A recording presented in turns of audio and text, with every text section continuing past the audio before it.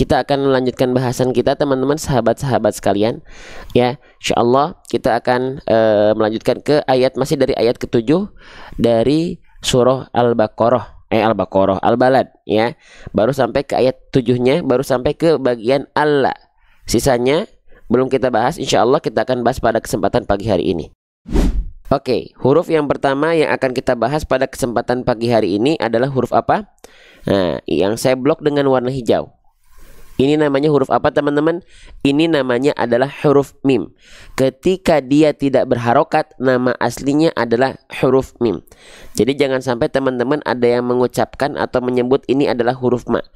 Ya, oke, sebelumnya nanti di akhir seperti biasa kalau memungkinkan ada 2 orang pertama yang saya akan persilahkan talaki. Siapa aja ya tadi namanya? Terekam nggak oleh operator? Oke, saya nggak tahu ya. Nanti kita coba cek dulu ya. Soalnya operator kita juga lagi sakit teman-teman ya. Gitu. Kita lihat nanti kondisi apakah memungkinkan untuk talaki atau tidak. Lanjut. Nah, di sini ada huruf mim. Ini namanya huruf mim. Ketika dia tidak berharokat, namanya adalah huruf mim. Bagaimana cara melafalkan huruf mim ini? Huruf mim ini dilafalkan persis sebagaimana kita melafalkan huruf M pada abjad alfabet. Persis seperti kita melafalkan huruf M pada abjad alfabet. Sebentar ya, Masya Allah. Teman-teman melafalkan huruf M gimana? Kita melafalkan huruf M dengan cara menyentuhkan bagian bibir atas kita dan bibir bawah kita. Perhatikan. Mamimu am, mamimu am. Nah, ini huruf M. Nah, mim juga dilafalkan persis ketiplek seperti huruf M alfabet. Kesalahan yang sering kali terjadi ketika kita melafalkan huruf mim adalah jangan sampai bibirnya terlalu dilipat. Contohnya begini.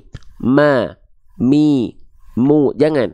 Cukup sentuhkan bibir atas dan bibir bawah saja secara natural, beres. Ya. Oke teman-teman sekalian ya. Lanjut. Nah, alam. Nah, mimnya di sini dia dalam kondisi di atasnya ada tanda petik. Ya, maka ketika kita mendapati ada huruf hijaiyah yang di atasnya ada tanda petik, ya ini namanya tanda sukun. Kalau di kita sering kita sebut dengan tanda mati. Kalau ada huruf dalam kondisi sukun berarti dia dilafalkan tidak dengan vokal. Tidak dibaca mamimu, tapi dia dibaca dengan bunyi konsonannya. Bunyi konsonan mim apa? Maka di sini sebelumnya tadi kita mendapati ada lam berharokat fathah, setelahnya ada maka la ditambah jadinya lam. Ya. Ya, jadinya lam. Oke, sip. Kita lanjutkan kembali. Insya Allah mudah ya. Nah, yang saya akan izin untuk bahas sekarang di sini kita sudah mendapati tahu kita ada mim sukun dia di sini. Berjumpa dengan huruf apa ini teman-teman? Berjumpa dengan huruf ya. Ketika kita mendapati ada huruf hijaiyah yaitu mim sukun berjumpa dengan huruf ya, ada yang tahu nggak di sini ada hukum tajwid apa?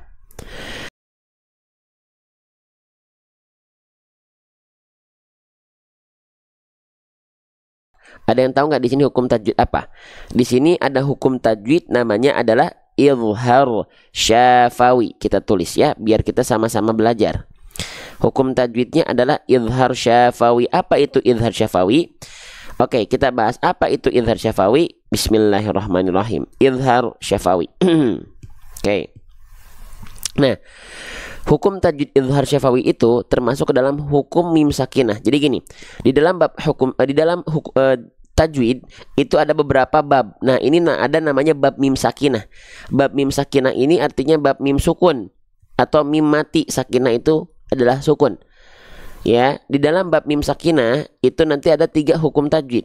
Apa aja? Yang pertama itu ada ikhfa syafawi. Ikhfa syafawi adalah pertemuan antara mim sukun menghadapi huruf ba. Itu yang namanya ikhfa syafawi. Yang kedua, ada mim sukun menghadapi huruf mim lagi. Hukum tajwidnya namanya idgham mithlain atau sering kita sebut dengan idgham mimi. Ya. Yang terakhir, nah berarti tadi kan huruf ba sudah masuk ke ikhfa syafawi, ya. Huruf mim sudah masuk ke idgham mimi, sisanya itu adalah izhar syafawi. Karena izhar syafawi adalah mim sukun menghadapi selain mim dan ba. Ya, selain mim dan ba. Ya. Maaf ya, ini suara saya agak serak nih. Oke. Jelas ya teman-teman sekalian ya. Oke, nah sekarang kita cek ya dalam ayat yang tadi kita baca. Betul nggak ini idhar syafawi? Kita cek dulu teman-teman sekalian. Mim sukunnya bertemu dengan huruf mim dan ba nggak? Kalau mim sukun ketemu mim harusnya namanya idgham mimi. Kalau mim sukun ketemu ba namanya ikhfa syafawi. Ternyata di sini tidak bertemu dengan mim dan ba. Berarti itu betul. Dia adalah idhar syafawi. Jelas ya? Nah, bagaimana cara melafalkan idhar syafawi? Apa itu idhar syafawi? Dari segi keadaan, dari segi kondisi kita udah tahu idhar syafawi adalah pertemuan antara mim sukun dengan mim ataupun huruf ba. Nah, apa itu idhar syafawi? Cara bacanya gimana? Nah, kenapa dinamakan idhar syafawi? Dinamakan idhar karena mim makhrajnya keluar, karena huruf mim sukun dibaca harus dengan jelas. Idhar itu artinya terang atau jelas. Ya, huruf mim sukun di sini harus kita baca terang ataupun jelas. Iya, terang ataupun jelas. Ya, lalu kenapa dinamakan syafawi? Syafawi ini adalah karena mim makhrajnya keluar dari mana? Dari syafatain, dari dua bibir. Nah, makanya syafatain syafawi. Berarti idhar syafawi itu apa? Yuk kita tulis di pembahasannya. Nih, berarti tadi idhar apa idhar? Arti idhar tadi adalah jelas. Lalu apa itu syafawi? Syafawi itu tadi artinya adalah bibir atau kedua bibir. Berarti idhar syafawi itu apa? Jelaskan mim sukun dari syafawi, dari bibir. Idharkan mim sukun dari syafatain. Jelaskan mim sukun dari bibir. Nah, betul nggak jelasnya dari bibir? Jelas. Dia nggak dibaca gini kan? Dia nggak dibaca dia nggak dibaca samar kan? Allah ya. Dia dibaca jelas kan? Alam ya. Jelasnya dari mana? Jelasnya dari bibir. Alam ya. Jelas teman-teman sekalian? Bisa izin pelan-pelan kayaknya ngomongnya ya. Ini agak serak teman-teman ya.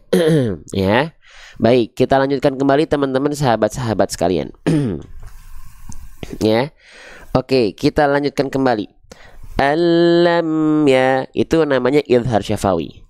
Oke, sip. Sekarang kita coba lihat ya, idhar syafawi itu kesalahannya apa aja. Oke, kita akan coba lihat dari buku kami yang sedang kami persiapkan spesial buat teman-teman.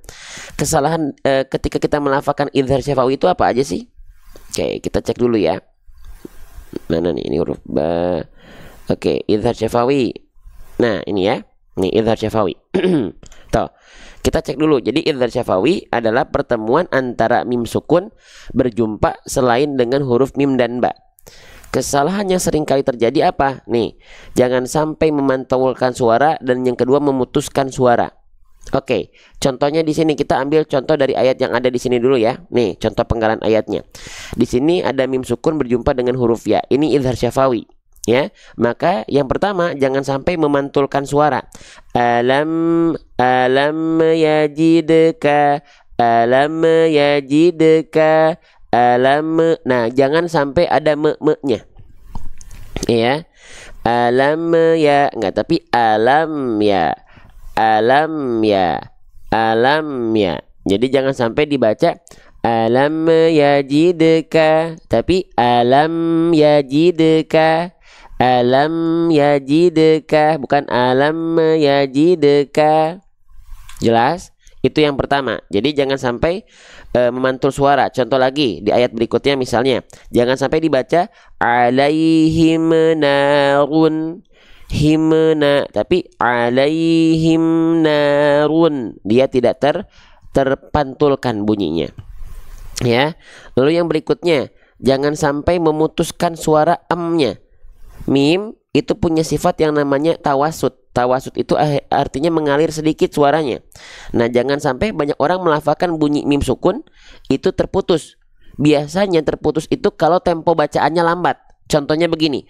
Rabbihim yauma idzin. Amnya nggak boleh ada jeda antara am dengan ya. Contoh di ayat berikutnya. Ka'annahum yauma, enggak. Walaupun enak dihentak begitu tapi nggak boleh. Karena mim sifatnya tawasud. Dia harus harus jalan terus sedikit. Ka'annahum yauma. Tuh, dia nggak terputus. Nah, sekarang kita praktekkan dalam ayat ini. Maka amnya di sini jangan dibaca gini ya. Perhatikan. Ayah. Nah, ini juga banyak hak kecil sukun dibaca terputus ketika temponya lambat. Ayah sabu alam ya rohu, nggak boleh. Khususnya mim sukun nggak boleh terputus begitu. Tapi amnya terus jalan. Alam ya rohu. Ya, itu ya. Jadi ada dua kesalahan ketika melafalkan hukum tajwid izhar syafawi. Jangan terputus, jangan memantul. Oke, kita lanjutkan kembali. Faham sampai sini teman-teman? Bisa diikuti? Ya. Lanjut ya. Masya Allah. Oke, sekarang kita masuk ke huruf berikutnya. Teman-teman sekalian, ini namanya adalah huruf ya. Bentuknya seperti mangkok setengah nih, lalu di bawah ada titik dua. Kalau titik duanya di atas, namanya huruf ta, jangan tertukar. Kalau titik duanya di atas mangkok, itu huruf ta. Tapi kalau titik duanya di bawah mangkok, ini namanya huruf ya. Kita tulis nama aslinya ya, biar teman-teman bisa ikut mencatat atau merekam ya. Nah, ya. Bagaimana cara melafalkan huruf ya? Huruf ya dilafalkan sebagaimana kita melafalkan huruf y pada abjad alfabet. Bagaimana cara melafalkan huruf y pada abjad alfabet? Ya gimana? Ya udah, ya aja. Gimana teman-teman bilang iya, iya saya tahu, saya, ya, saya yakin, saya bisa mengucapkan huruf ya, saya yakin, ya. Nah udah, huruf ya itu adalah huruf y pada abjad alfabet. Bang, tapi saya kepo bang, saya pengen tahu di mana huruf ya ini dilafalkan, di mana makhrajnya. Ayo, saya dampingi teman-teman ya. Di mana pelafalan huruf ya secara kaidah? Yo, saya dampingi ya. Yo, nih. Teman-teman sekalian, tuh huruf ya dilafalkan dari mana? Tuh lihat, setiap huruf hijaiyah itu punya yang namanya apa teman-teman? Punya yang namanya makhraj. Makhraj itu artinya adalah tempat keluar huruf. Ya, nah di mana tempat keluar dari huruf ya? Yo kita cek ya. Nih istilahnya adalah wastulisan. Wastulisan itu artinya adalah tengah lidah atau lidah kita bagian tengah. Wal wastu faji musyinu ya. Diapain bang? Nggak kebayang maksudnya tengah lidahnya diapain bang? Spesial nih kita kasih lihat pelafalannya. Tuh ya, tengah lidah kita jadi nggak flat gini, nggak datar. Tapi ketika melafalkan huruf ya, dia tengah lidahnya naik mengarah ke langit-langit, tapi tidak menyentuh. Dia ada celah. Ya, jangan sampai nempel, bang. Emang kalau tengah lidahnya sampai betul-betul nempel ke langit-langit di atasnya, kenapa? Yang muncul adalah huruf yang lain. Huruf apa bang?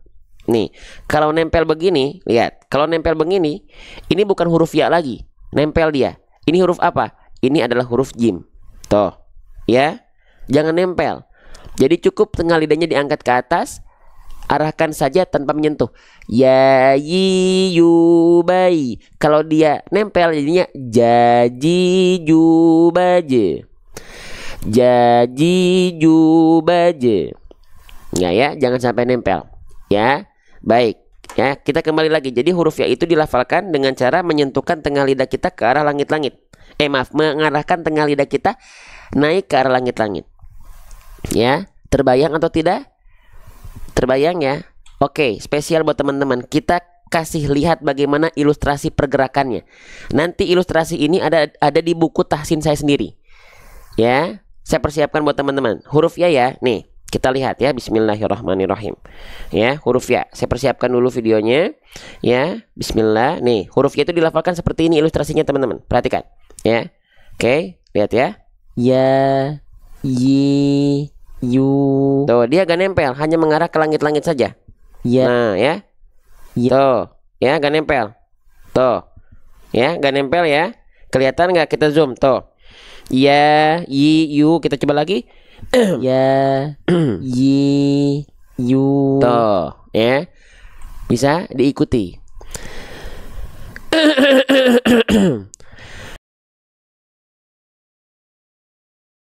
Mohon maaf nih, ya saya kurang tidur teman-teman sekalian. Saya tidur jam 1:30 nyiapin kegiatan Jumat Berkah Jumat Sedekah pagi ini.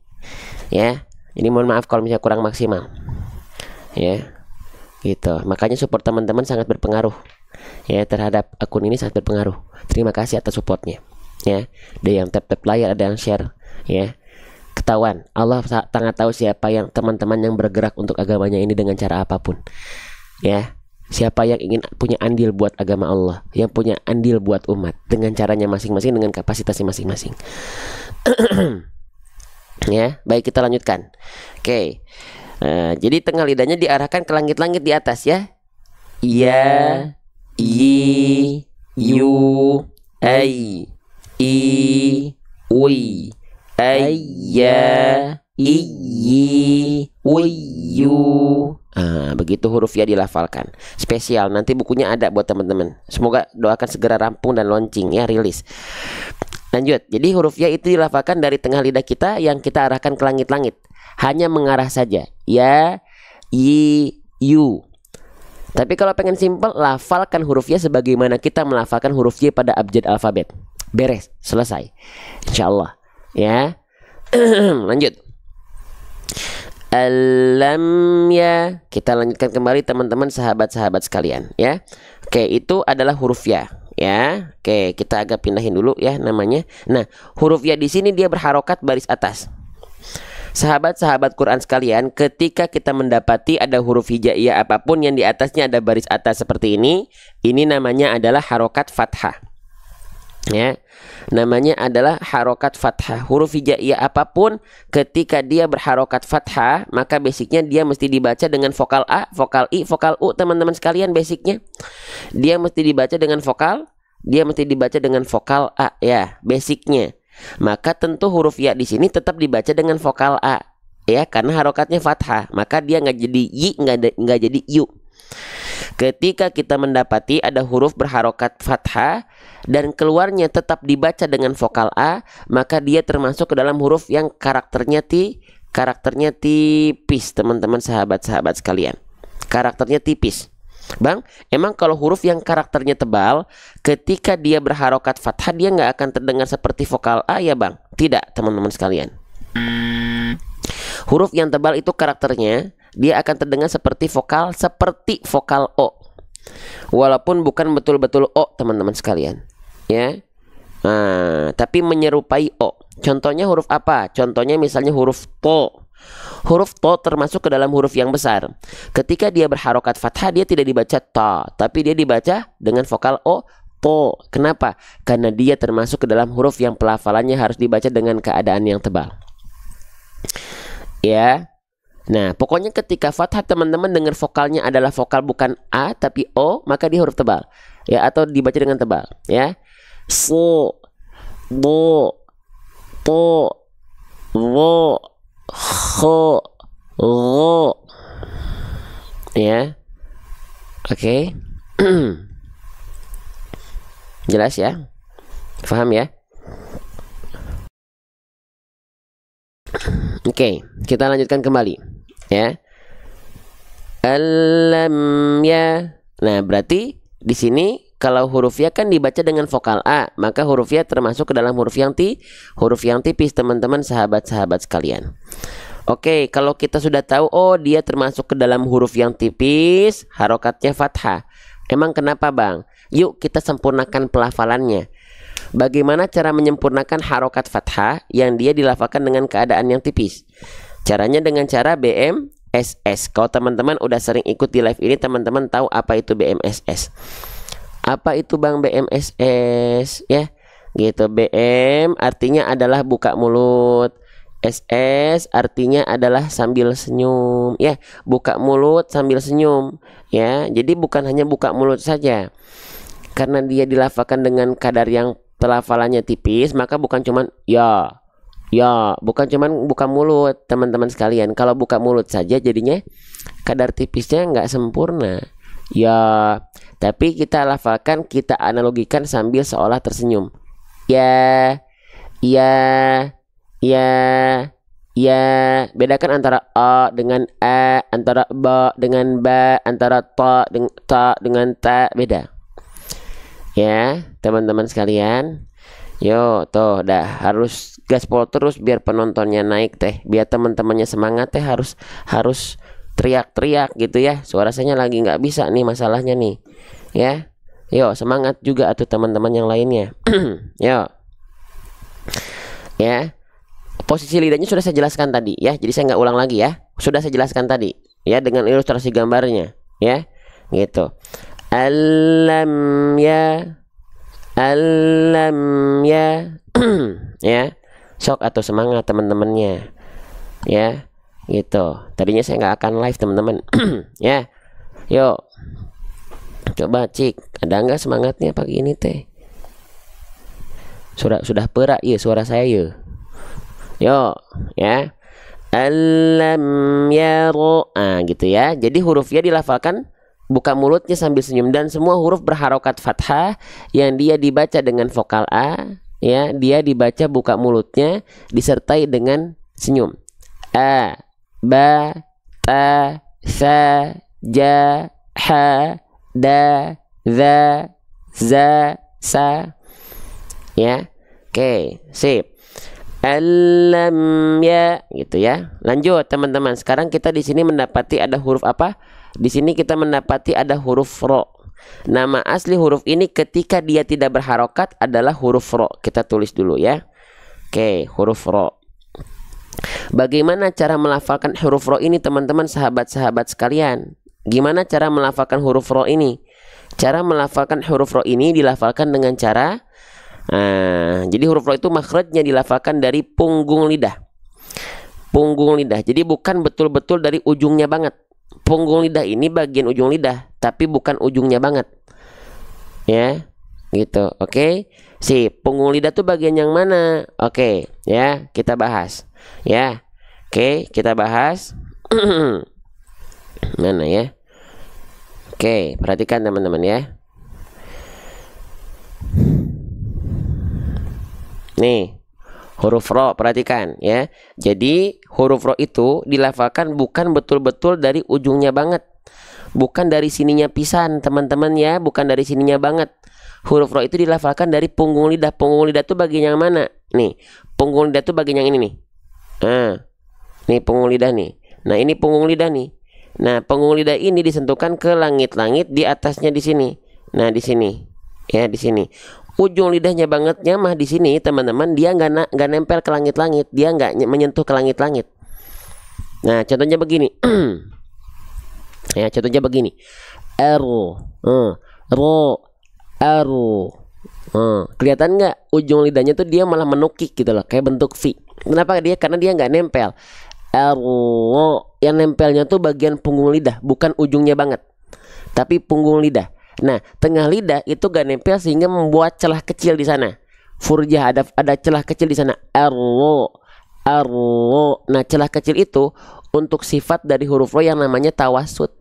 Tawasud itu sedikit mengalir suaranya, teman-teman sekalian. Apa? Sedikit mengalir suaranya. Ro, ri, ru, baru. Gitu. Ya, jadi bukan ujungnya banget yang nempel, tapi punggung lidahnya. Paham? Jelas? Jadi bukan ujungnya banget di sini, ya. Oke, tapi punggung lidahnya di sini, ya, teman-teman sahabat-sahabat sekalian. Ya. Oke, lanjut lagi ya. Sip. Jadi dilafalkan dari punggung lidah, bukan betul-betul dari ujungnya. Kalau masih belum bisa, nggak apa-apa, dilatih sedikit-sedikit. Lanjut. Kesalahan yang sering kali terjadi ketika kita melafalkan huruf ro adalah jangan sampai getarannya berlebih-lebihan.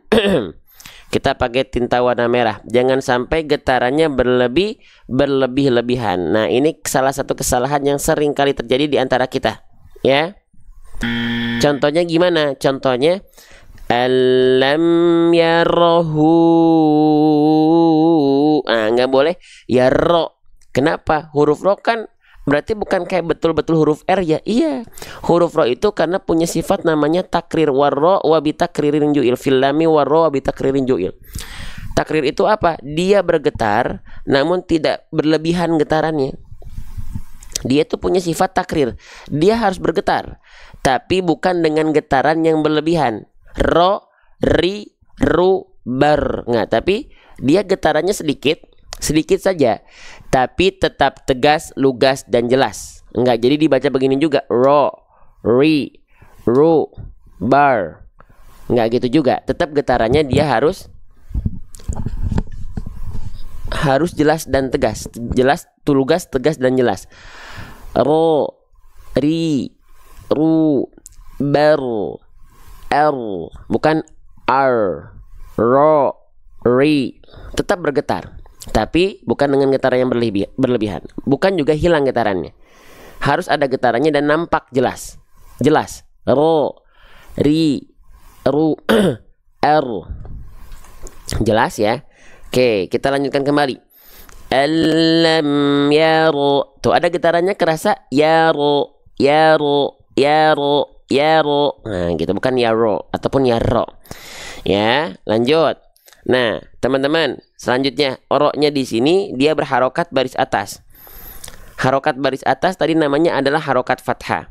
Teman-teman tadi ingat nggak basic huruf berharokat fathah itu basicnya dibaca dengan vokal A, dengan vokal I, dengan vokal U basicnya. Basicnya dia dibaca dengan vokal A, dengan vokal I, dengan vokal U. Dengan vokal A ya. Tapi kenapa huruf ro ketika berharokat fathah dia nggak dibaca ra?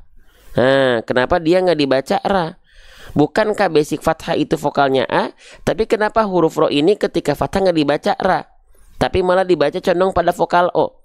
Kalau teman-teman nggak ngikutin dari awal, harusnya teman-teman tahu jawabannya karena apa? Karena huruf ro termasuk ke dalam huruf yang tebal. Huruf yang harus dibaca dengan keadaan yang tebal. Ketika fathah, ro itu harus dibaca tebal. Ya. Gitu. Kalau dia vokalnya A, berarti tandanya dia dibaca dengan keadaan yang tipis. Nah, tidak. Huruf ro itu ketika fathah sekali lagi harus dibaca tebal. Ya. Oke, sip. Makanya dia vokalnya vokal O, terdengarnya seperti vokal O. Oke bang, saya sudah paham. Tapi kenapa huruf tebal ini harus mengubah bunyi vokal A pada fathah menjadi vokal O? Kenapa nggak diseragamin aja semua, mau tipis mau tebal semuanya vokal A? Ya, oke. Ya Allah, semoga teman-teman yang bantu share, yang bantu tap-tap layar live ini ya Allah. Ya, pagi ini ya, yang rasa kelihatannya ngececes banget pagi ini, ya Allah, berikanlah ya kemudahan dalam urusannya hari ini. Ya, berikanlah pahala-pahala jariah untuknya yang tidak berhenti support konten-konten ngaji, karena itu berpengaruh. Saya sudah pernah bilang ke teman-teman sekalian, kehadiran teman-teman, keaktifan teman-teman berpengaruh. Ya, oke. Lanjut. Nah, alam yaro. Nah, tebal kan dia. Nah, kenapa bang huruf tebal itu gak dibaca sama aja vokal A, tapi kenapa berubah jadi vokal O, teman-teman sekalian? Karena huruf tebal punya sifat yang namanya adalah isti'la. Nah, jadi sifat isti'la inilah yang membuat huruf tebal terdengar seperti O. Nah, itu alasannya. Sebelumnya bang, saya gak tahu apa itu isti'la. Oke, isti'la sering kita sebut dengan apa? Sering kita sebut dengan PLN. Apa itu PLN? PLN itu artinya adalah pangkal lidah naik. Pangkal lidah kita naik ketika melafalkan huruf tebal atau huruf yang harus dibaca dengan keadaan yang tebal. Pangkal lidah naik itu yang mana? Oke, teman-teman sahabat-sahabat Quran, sahabat-sahabat bedah tajwid sekalian, perhatikan. Kalau kita ibaratkan ini adalah lidah, ini adalah ujung lidah, ini adalah tengah lidah. Nah, bagian lidah terdalam kita ini yang disebut dengan pangkal lidah. Ketika kita melafalkan huruf tebal, pangkal lidah kita tidak datar seperti ini, tidak terhampar begini, ya nggak flat begini, tapi dia naik mengarah ke langit-langit. Nah, karena mengarah ke langit-langit, niat kita ketika melafalkan huruf tebal itu sebenarnya bukan vokal O, karena basic fathah itu vokal A. Ketika kita keluarkan vokal A keluar pada huruf ro misalnya, vokal A keluar karena pangkal lidah naik, ketika keluar outputnya jadi vokal O. Kalau pangkal lidah kita gak naik, gak begini, tapi begini, huruf ro dilafalkan pasti vokal A, seperti huruf tipis yang lainnya. Ra, ra, ra, ra, ra, sa, ya, ra, sa. Tapi kalau mulut ini tetap begini, pangkal lidahnya diangkat. Sekarang asalnya ra, sa, sekarang angkat pangkal lidahnya. Ro, so, to. Kalau nggak diangkat, ta, sa, ra, ra. Tuh, nggak akan ada vokal O dia. Makanya vokal O atau bobot tebal pada huruf tebal itu dihasilkan karena pangkal lidah kita diangkat, pangkal lidah kita naik. Nama sifatnya adalah isti'la, teman-teman sahabat-sahabat sekalian. Ya, oke. Nah, gitu. Jadi nggak ada ya vokal O di sini juga. Teman-teman perhatikan, vokal O di sini juga bukan karena kita mm, bukan karena kita mm itu apa? Itu maju mulutnya, bukan. Jadi bukan begini. Ro alam ya ro. Bukan ro, bukan monyong.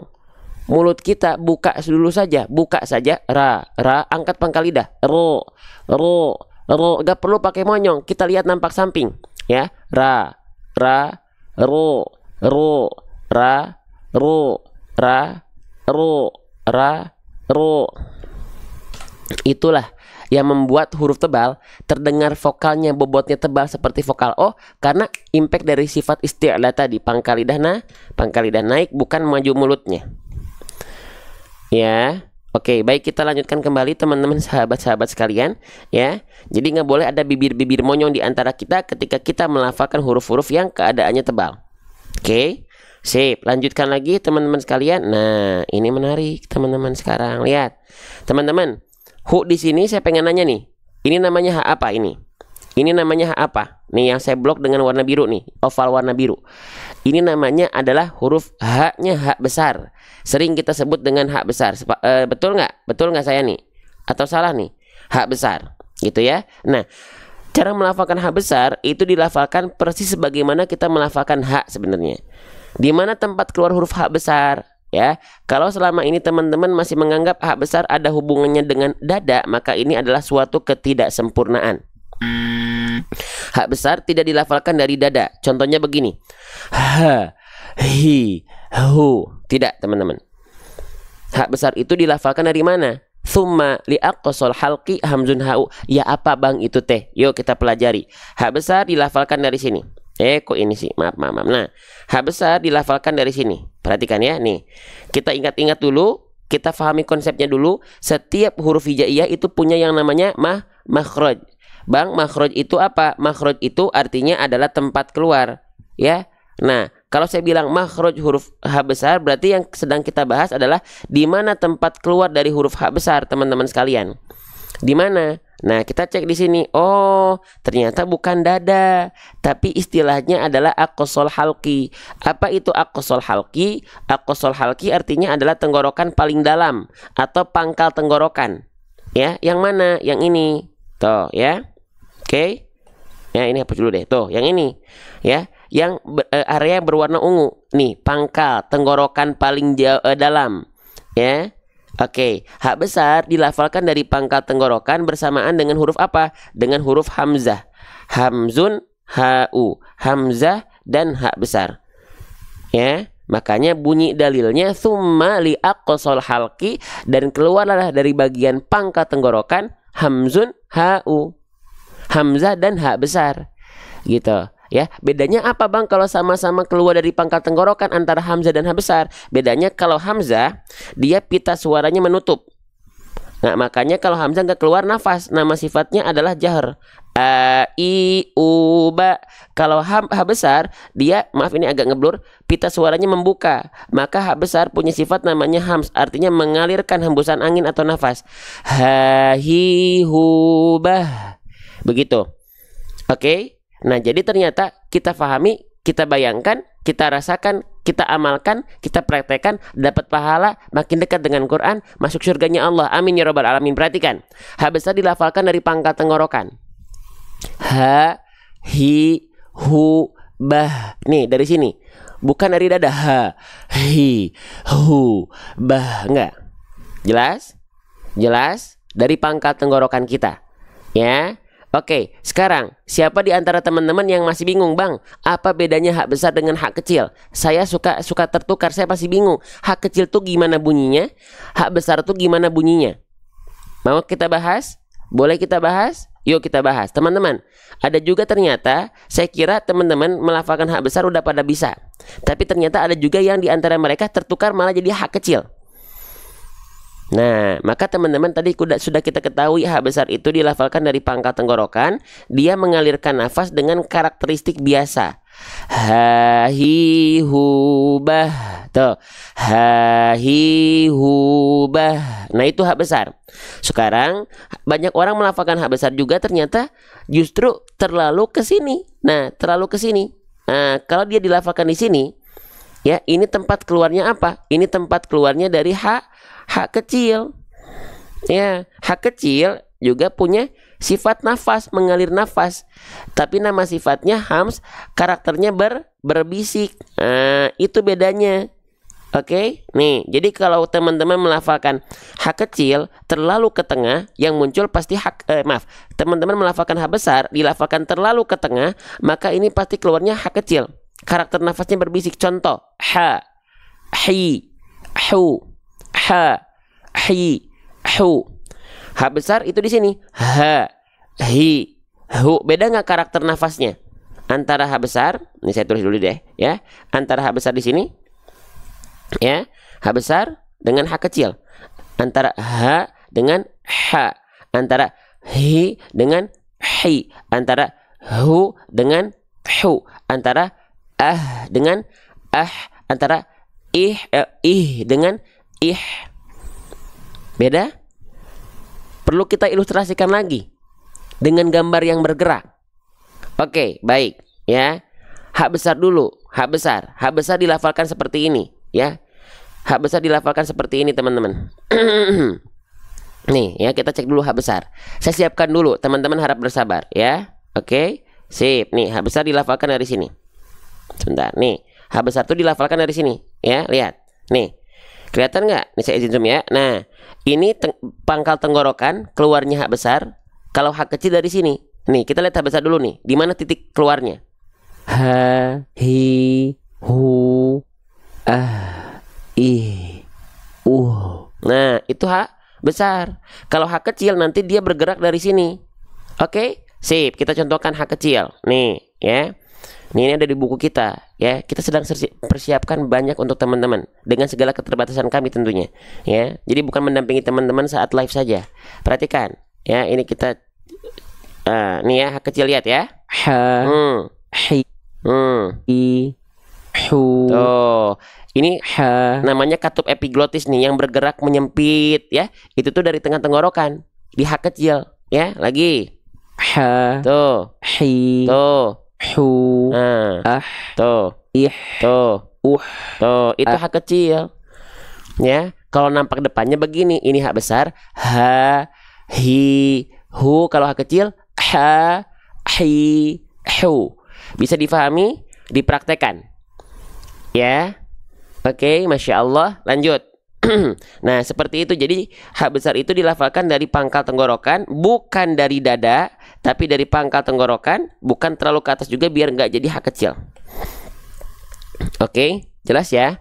Masya Allah. Oke, sekarang kita praktekkan, ya. Di sini hak besar. Jadi bukan lam yarohu, bukan, tapi lam yarohu, hu, bukan hu. Tapi juga bukan dari dada. Hu, enggak. Hu dari pangkal tenggorokan. Ringan kok. Hak besar itu ringan.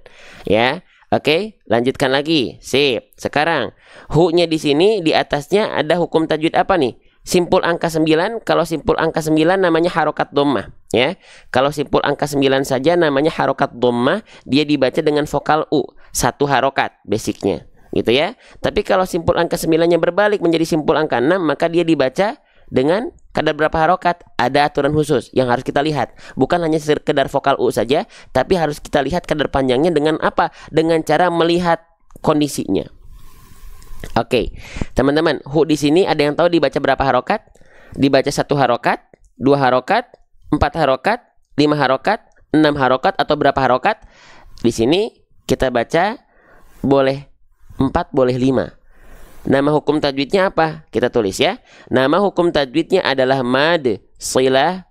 Mad silah apa? Mad silah tawilah. Mad silah tawilah, atau sering disebut juga dengan mad silah kubro. Ya. Apa itu mad silah tawilah? Dia nanti boleh dibaca 4 atau 5 harokat, teman-teman sekalian.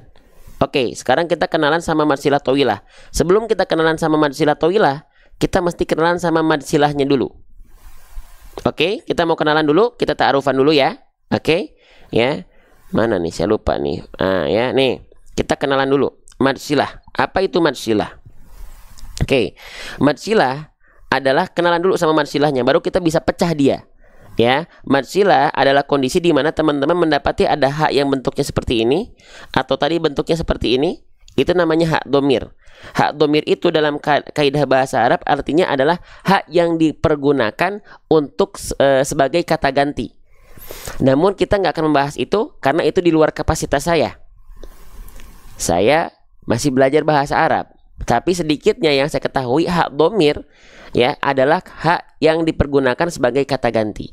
Nah, hak domir ini bentuknya seperti ini dan seperti ini biasanya. Tapi tidak semua itu hak domir, tapi salah satunya seperti ini. Ya, oke. Nah, lanjut. Lalu ketika kita mendapati ada hak domir, baik bentuk yang seperti ini ataupun seperti ini, yang dia diapit oleh dua huruf hidup sebelumnya satu, setelahnya satu, huruf hidup dua-duanya, maka itu mad silah.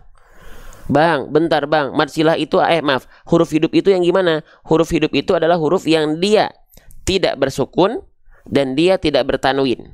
Itu huruf hidup. Kenapa bang? Tanwin kan ada bunyi vokalnya, an, in, un, tapi ujungnya bunyinya konsonan kan? Bunyi konsonannya an kan?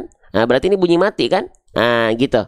Maka huruf hidup itu adalah huruf yang dia tidak bersukun dan tidak bertanwin. Jelas sampai sini? Jelas? Halo, assalamualaikum, ini bisa diikuti ya insya Allah. Nah, simpan dulu dalam memori. Oh, mad silah adalah hak domir yang diapit setelah dan sebelumnya dengan huruf hidup. Itu mad silah. Beres. Nanti dipecah, kita tinggal pahami perbedaannya satu dari mad silah tawilah dan mad silah qasirah. Teman-teman harus tahu dulu mad silahnya apa dulu. Kalau udah tahu mad silah, gampang ngafalinnya. Insya Allah atas izin Allah. Faham ya? Oke, sekali lagi mad silah adalah adanya hak domir yang diapit oleh dua huruf hidup, sebelumnya huruf hidup, setelahnya huruf hidup. Huruf hidup adalah huruf yang dia tidak bersukun dan tidak bertanwin.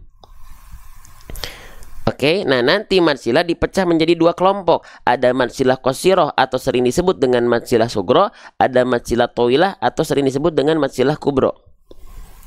Ya. Oke. Jelas? Lanjut.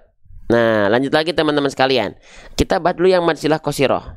Nih, mad silah qasirah adalah atau mad silah sugro adalah ketika ada mad silah huruf hidup keduanya bukan hamzah. Udah beres. Itu mad silah qasirah. Ya, mad silah qasirah adalah ketika ada mad silah, itu kan ini mad silah yang huruf hidup keduanya itu bukan hamzah. Udah beres. Nah, kalau hamzah berarti apa? Berarti mad silah tawilah. Beres. Udah gitu doang. Insya Allah mudah teman-teman sekalian. Ya, kita sugesti mudah ya. Gitu. Hukum tarik menarik nih, sugesti ini penting teman-teman. Ya, itu. Jangan dipikirannya susah-susah dulu. Insya Allah bisa mudah. Allah akan mudahkan. Ya. Nah, kalau misalnya mad silahnya huruf hidup keduanya bukan hamzah, dia mad silah qasirah atau mad silah sugro, dibacanya dua harokat. Biasanya mad silah qasirah ini nggak ada tanda alisnya, dibacanya cuma dua harokat. Ya, oke. Kalau mad silah tawilah, dia huruf hidup keduanya pada hak domirnya ini, ya, ketika diapit huruf hidup keduanya adalah hamzah. Hamzah itu, ya. Oke, berarti itu mad silah tawilah atau mad silah kubro. Dibacanya lebih panjang 4 atau 5 harokat, makanya ditandai dengan tanda alis atau ombak. Ya. Oke, kita cek nih dalam ayat. Ya. Nah, contoh mana nih? Nah, ini nih ya. Tuh. Lihat.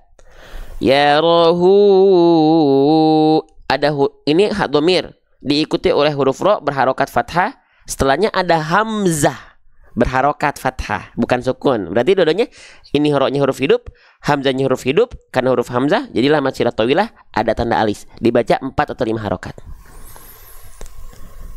Ya. Kalau dia hurufnya bukan hamzah, ya, dia nggak akan ada tanda alis, cuman begini doang, ya gitu ya. Intinya gitu aja deh. Ada gambar bentuk seperti ini, dia nggak akan ada tanda alisnya. Kalau mad silah qasirah, ya, yang dia bukan huruf setelahnya bukan hamzah, dia begini. Berarti 2 harokat mad silah qasirah. Tapi karena hamzah, dikasih tanda alis biar mudah. Ya, oke. Nah, dibacanya boleh 4, boleh 5, ya. Contoh kalau kita baca 5 gimana? Ya. Nah, tinggal boleh teman-teman pakai ketukan, pakai ayunan, pakai isyarat jari, silahkan. Dan ini perlu teman-teman bertalaki. Kalau masalah kadar panjang mad itu bertalaki dengan guru. Ya, oke. Bertalaki dan bermusyafahah. Berjumpa dan dikoreksi bacaannya, disimak bacaannya. Ya. Jadi teman-teman punya Al-Quran secanggih apapun, fitur tahsin paling lengkap, tajwidnya 1 menit bisa langsung paham tajwid. Iya, bahasa marketing. Ya, tapi bahasa dan hati nurani nggak ada. Nggak.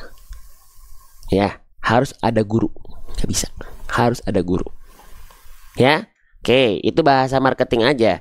1 detik langsung bisa paham 100 juta tajwid. Wah, gitu. Enggak ya.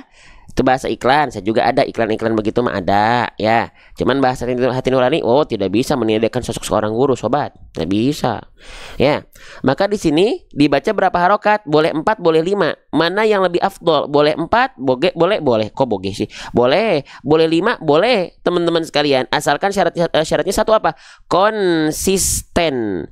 Konsisten, teman-teman, ya. Kalau mau 4 harokat semua mad silah tawilahnya.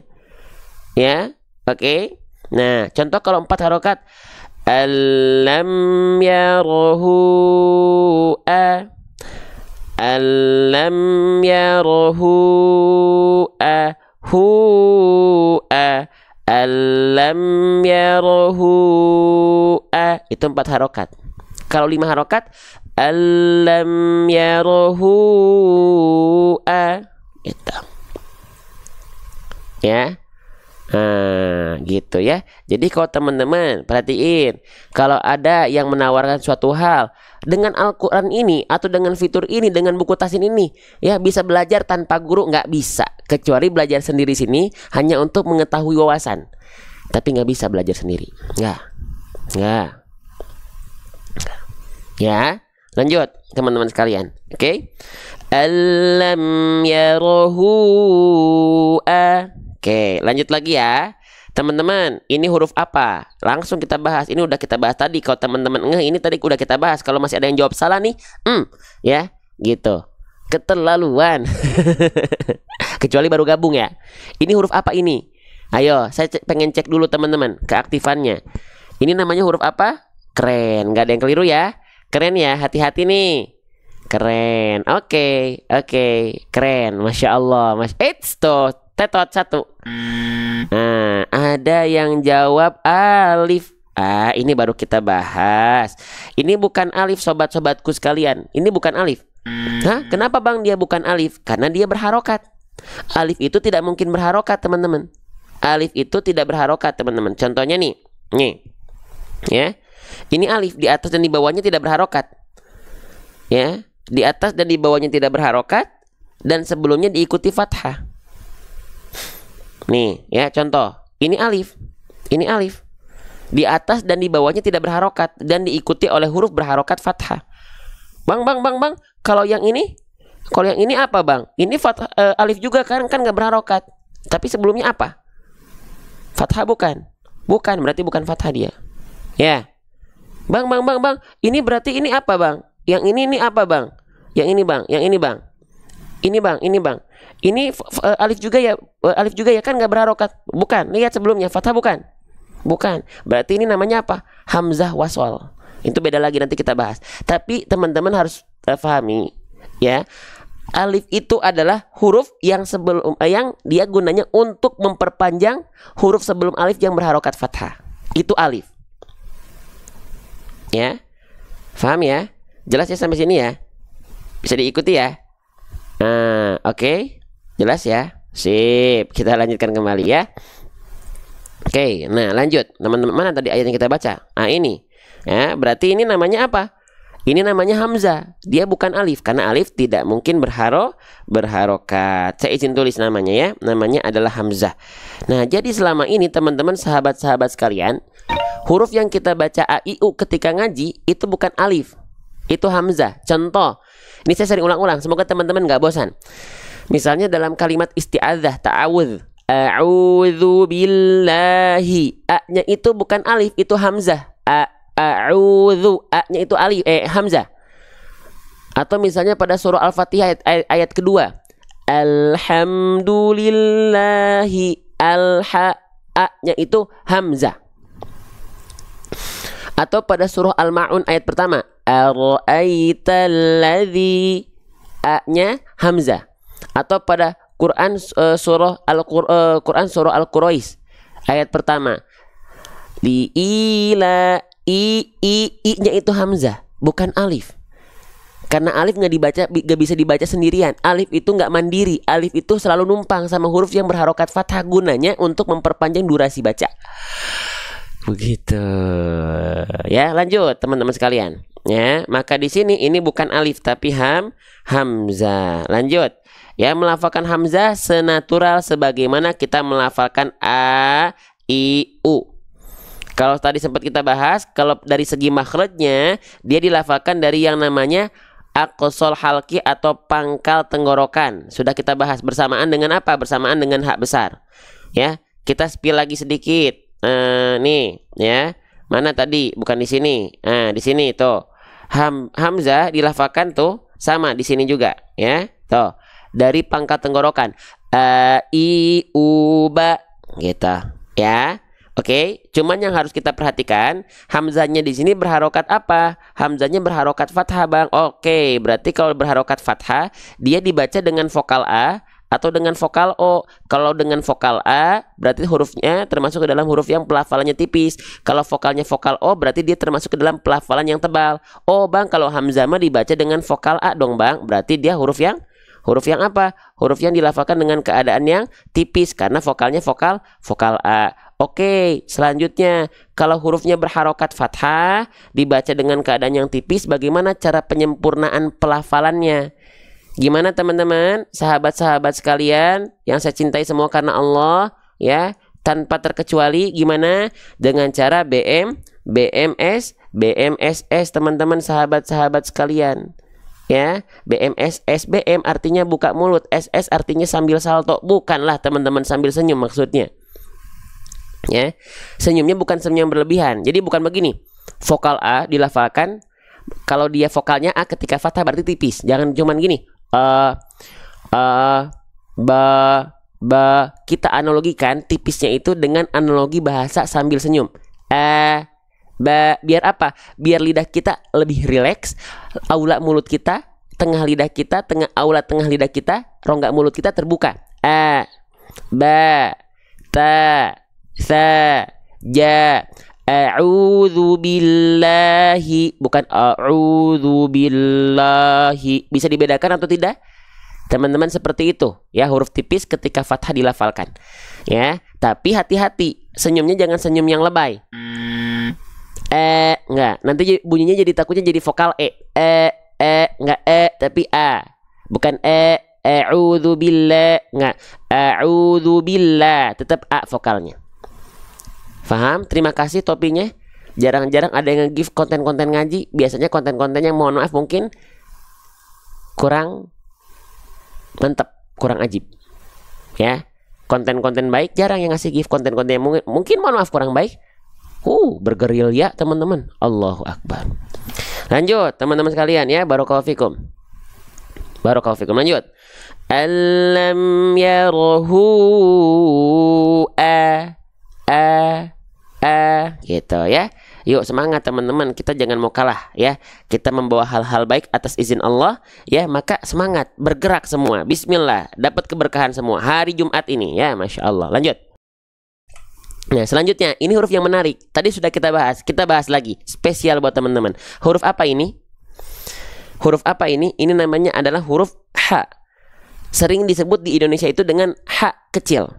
Kecil sih H-nya, gitu ya. H kecil atau Ada yang bilang juga di rumpun Melayu biasanya sahabat-sahabat kita di Malaysia itu bilangnya hak pedas. Kenapa hak pedas? Karena kayak orang kepedesan. Habis makan gehu pedas.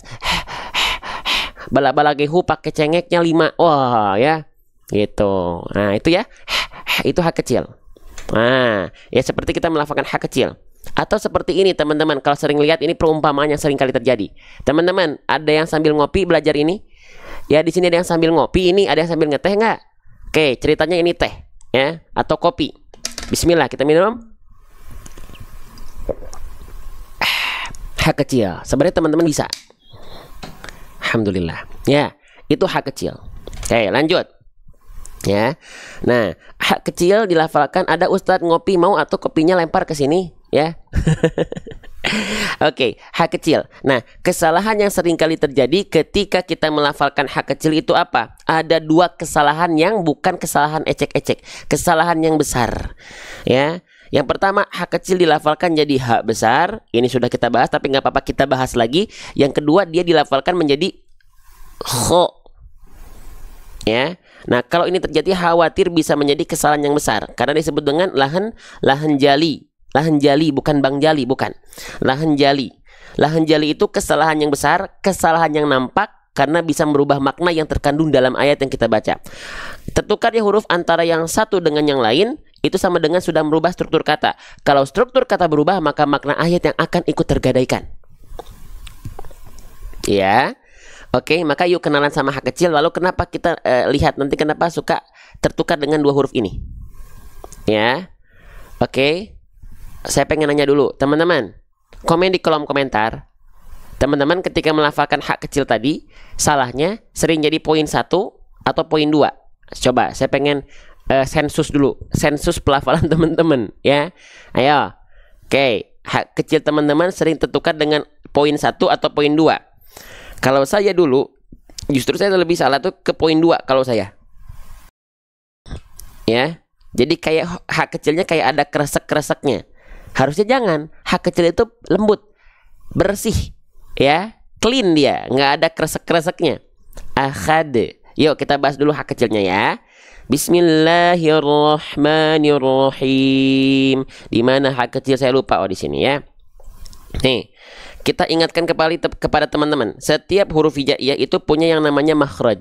Makhraj itu artinya apa? Makhraj itu artinya adalah tempat keluar. Maka kalau saya membahas makhraj hak kecil, itu artinya adalah tempat keluar dari hak kecil. Di mana tempat keluar dari hak kecil teman-teman sekalian? Yuk kita geser. Ya, nah ini istilahnya dari wastul halqi. Apa itu wastul halqi? Ya, tengah tenggorokan atau tenggorokan kita bagian yang tengah.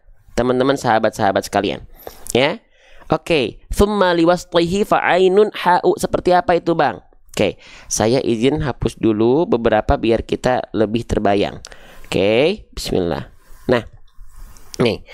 Ya, nih hak kecil itu dilafalkan dari bagian tengah tenggorokan kita, area yang berwarna ungu. Bisa terlihat dari sana, teman-teman? Nah, hak kecil dilafalkan dari sini, sahabat sekalian. Ya. Nah, kalau tepat dilafalkan dari tengah tenggorokan, dia akan mengalirkan salah satu sifat yang namanya hams.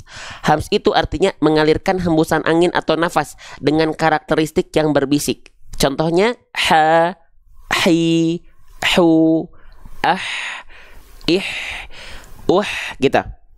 Ya, ih, gitu, teman-teman sekalian. Ya. Nah, dari tengah tenggorokan. Nah, tepatnya ini bagian katup epiglotis. Wah, katup epiglotis. Seperti apa katup epiglotis ini, Bang? Pergerakannya. Oke, yuk kita cari tahu yuk. Nih, hak kecil. Perhatiin ya. Nih, kita play lagi nih. Nih, dia keluar dari tengah tenggorokan sini. Ketika kita lafalkan kan dia akan berkontraksi. Dia akan menyempit ke dinding tenggorokan kita. Izin zoom ya, bismillah. Abaikan muka saya. Kenapa muka saya? Karena ini ilustrasi saya. Nanti akan ada di buku saya sendiri. Ya, namanya metode seru hijaiyah. Yuk, ya, perhatikan. Ha, hi, hu. Kelihatan nggak ketika dia berkontraksi gimana pergerakannya? Maaf nih ya, agak goyang-goyang. Saya izin cas dulu HP-nya nih. Kelihatan nggak? Kelihatan nggak lagi? Ya, ha, hi, hu. Nah, nanti di buku kita ya teman-teman, di sebelah kirinya ada pelafalan depan muka saya seperti ini. Ha, hi. Jadi nampak depannya ada, ya nampak samping pelafalannya ada makhrajnya. Contoh, kita simulasikan ceritanya. Bagian bawah ini pelafalannya, nampak depannya. Makhrajnya di atas. Yuk kita pelajari bareng-bareng ya. Siap? Satu, yang pengen lihat pelafalan depannya, lihat bawah. Yang pengen lihat makhrajnya, lihat di atas. Siap? 1, 2, 3. Ha, hi, hu, ah, ih, aha, ihi, uhu. Seperti itu huruf H kecil dilafalkan. Ha, hi, hu, ah, ih, aha, ihi, uhu. Sama? Sama? Mau dicontohin lagi nggak? Sekali lagi ya. Yuk, spesial buat teman-teman. Kita contohkan lagi. Seret. Oke, siap. Ha, hi, hu, ah, ih, aha, ihi, uhu. Semoga dengan ini kita jadi lebih semangat dulu. Kalau paham dan belum paham bukan karena metode kita. Allah bisa kasih kapanpun, tapi kita semakin senang kan dalam belajar. Itu tergantung kita yang mengupayakan. Allah kasih rasa-rasa itu. Allah kasih kebaikan, nggak perlu khawatir. Ya, oke, sip, lanjut ya. Oke, teman-teman sekalian. Nah, jadi H kecil dilafalkan tepat dari bagian tengah tenggorokan kita. Pertanyaan yang berikutnya lagi, teman-teman, ya. Oke, pertanyaan berikutnya lagi. Kenapa H kecil ini suka tertukar dengan huruf kho dan huruf H besar? Yuk, kita bahas bareng-bareng. Yuk, kita praktekkan bareng-bareng. Ya, perhatiin. Izin. Ya, nih. Di sini mana nih? Nah, perhatiin ya. Bismillah. Nah, perhatikan. Oh, agak terlalu zoom. Nah, banyak orang melafalkan H kecil, dia bukan tepat dari bagian tengah tenggorokan, tapi dia dilafalkan terlalu ke bawah. Nah, kalau H kecil dilafalkan terlalu ke bawah, ini jadinya huruf H besar. Nih, ingat nggak? Tadi sudah kita bahas di sini, teman-teman sahabatku. Ya, nah H besar dilafalkan dari sini. Oke, sebentar. Ya, nah, ini langsung aja nih. Toh, H besar dilafalkan dari pangkal tenggorokan. Karakteristik nafasnya juga punya nafas mengalir dia, tapi biasa. Sudah kita bahas di awal tadi. Ha, hi, hu, bah, ah, ih. Sedangkan H kecil di sini ha, hi, hu, bah. Paham ya? Nah, lalu H kecil juga sering dilafalkan terlalu ke atas, ke huruf kho. Ya, kalau terlalu ke atas bablas, terlalu neken, jadinya maunya di sini malah terlalu lekoh teuing. Ya, lekohnya apa? Terlalu bablas lah gitulah. Ya, jadinya ke huruf kho. Kalau huruf kho dia punya sifat nafas juga, tapi karakternya seperti mendengkur. Kho, khi, hu. Nah, makanya nggak aneh kalau teman-teman misalnya kita praktekkan pada surah Al-Fatihah. Siapa yang membaca Al-Fatihahnya begini? Alhamdulillahi Rabbil Alamin. Alhamdulillah. Ada yang begitu? Boleh coba angkat tangan. Nggak kelihatan ya? Lupa. Boleh komen cung. Siapa yang begitu? Ada? Nggak bersih H kecilnya teh kayak ada kresek-kreseknya. Ya, bukan kayak ada manis-manisnya, bukan. Kayak ada kresek-kreseknya. Nah, itu alasannya. Bablas angine teman-teman sekalian ke atas. Tepat di tengah tenggorokan. Ya. Jangan bablas ke atas, jangan terlalu juga ke bawah. Tepat di bagian katup epiglotis. Ya, kalau huruf kho dilafalkan begini, nih ya. Kalau huruf kho itu dilafalkan begini. Mana ya? Kita udah ada belum ya? Udah selesai belum ya ilustrasinya ya? Nih, ini juga kita perlu ngemodal teman-teman nih ya. Makanya saya suka di ujung suka ada izin jualan produk, itu sebahagiannya buat ini. Ya. Oke. Yuk, perhatiin ya. Perhatikan. Nih huruf kho tuh di sini, lihat. Kho. Nah, di tenggorokan paling ujung. Kalau pangkal tenggorokan ini, kalau ini masih kalau ini pangkal maaf, ini pangkal lidah. Nah, kalau ini masih ujung tenggorokan. Ujung tenggorokan, tengah lidah, pangkal maaf, ujung tenggorokan, ya, ujung tenggorokan, tengah tenggorokan, pangkal tenggorokan. H besar, H kecil, kho. Tuh, makanya H kecil harusnya di sini. Jangan bablas ke sini, jadinya kho nanti. Jelas? Faham? Ya. Gitu teman-teman ya. Ah, teman-teman, Masya Allah. Gitu. Jelas nggak? Kebayang nggak atau kebayang-bayang ini teh? Coba. Ya, gitu teman-teman ya. Ya, gitu. Oke, sip. Ya. Oke, maka jangan sampai terlalu ke atas sahabat, tapi tepat di bagian tengah tenggorokan. Ha, hi, hu. Praktekkan dalam pelafalan. Ya. Alam yarahu ahad. Jangan yarahu ahad. Itu hak besar terlalu ke bawah. Atau yarahu ahad. Berarti terlalu keluar.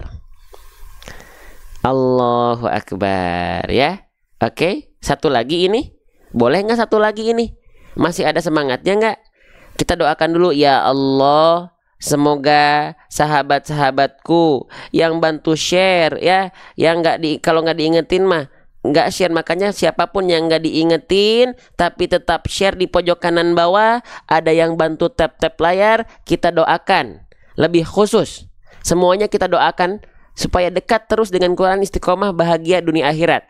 Tapi please ya Allah, untuk teman-teman yang sudah berjuang bersama dalam pagi ini, dalam live ini, ada yang bantu tap-tap layar, ada yang bantu share, semoga engkau berikan pahala-pahala berkali-kali lipat karena sudah ikut berjuang, karena berkenan untuk berjuang, karena mau untuk berjuang. Jangan salah, nggak semua yang mau.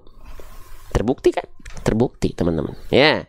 Maka terima kasih ya, barakallahu fikum. Yo ya, satu share-nya teman-teman sangat berarti ya. Tap-tap layar teman-teman sangat berarti karena ngaruh sama algoritma TikTok ya.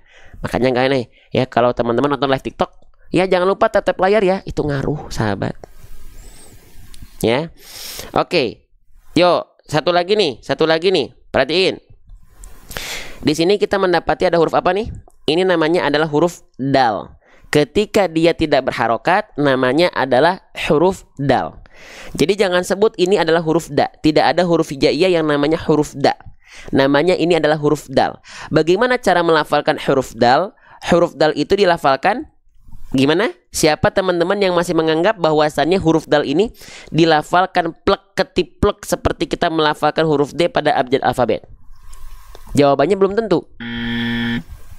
Pertama, yang harus kita ketahui bagaimana cara melafalkan dal sesuai dengan kaidahnya. Baru kita sandingkan dengan D alfabet kita. Iya enggak? Yuk kenalan sama dal. Bismillahirrahmanirrahim. Yuk. Nih, ya. Jadi ternyata huruf dal itu belum tentu serupa dengan huruf D pada abjad alfabet. Kita kenalan bagaimana huruf dal dilafalkan. Ingat, setiap huruf hijaiyah itu punya yang Masya Allah. Ingat, setiap huruf hijaiyah punya yang namanya makhraj. Makhraj itu artinya tempat keluar. Tempat keluar dari huruf dal di mana? Sohib-sohibku, sahabat-sahabatku. Nih, ya. Dia dilafalkan dari yang namanya istilahnya torful lisan. Lisan artinya adalah lidah. Torof artinya adalah ujung. Toroful lisan artinya adalah ujung lidah kita atau lidah kita bagian ujung yang kita apakan sentuhkan dengan pangkal gigi seri atas kita. Ya. Wa ta'u wa dalu wa ta min huwa min ulyas thanaya. Wa ta'u huruf to, wadalu huruf dal, dan huruf ta, wata min huwa min ulyasananya dilafalkan dengan disentuhkan ujung lidahnya ke pangkal gigi sari atas. Ya, seperti apa itu bang? Oke, seperti ini. Kita lihat dari ilustrasi gambar dulu. Ya, oke. Dadi du ade, dadi du ade. Wama ada. Kesini ujung lidahnya. Ini ada gigi sari atas kita nih. Kelihatan gak nih? Ada gigi sari atas kita. Ujung lidah kita yang area berwarna ungu, ya. Warna ungu ini bukan habis makan permen lollipop, bukan ya. Ini untuk menunjukkan titik artikulasi makhraj huruf dal. Ujung lidah nempel ke pangkalnya. Tuh, ke gusi tempat tumbuhnya. Tuh, kelihatan? Dadi du ade. Ya, oke, kelihatan. Nah, kebayang? Kita bantu lagi. Bismillah. Huruf dal ya, Ya, yuk. Huruf dal nih. Bismillah. Lihat, teman-teman. Ini kita ibaratkan ujung lidah kita ya. Toroful lisan tuh ini, ujung lidah kita nih. Ya, nih. Ya, area ujung lidah kita. Ya, dikemanain? Nih. Lihat, kita zoom out dulu. Ini kan kita punya gigi seri atas nih. Ya nih, gigi seri atas kita nih ya, bagian luar. Nah, bagian dalamnya. Nah, nih bagian dalamnya ya, nih di sini kita zoom sedikit. Nah, ini pangkal gigi seri atas kita. Nah, ujung lidah kita dikesiniin ke pangkalnya. Halo. Assalamualaikum ini. Gimana ini? Ya. Seperti itu huruf dal dilafalkan. Ya.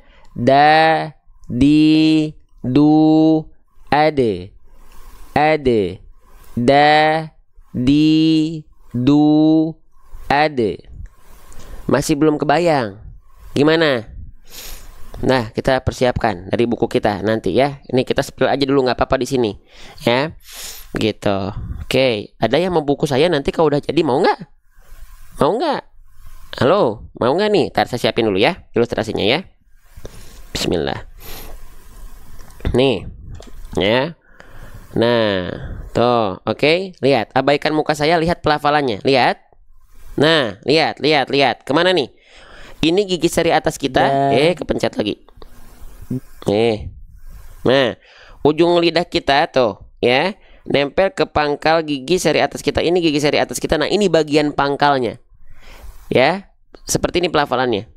Da, di, du, ade, ide, ude, ada, idi, uddu, da, di, du, ade, ide, ude, de, ada, idi, uddu.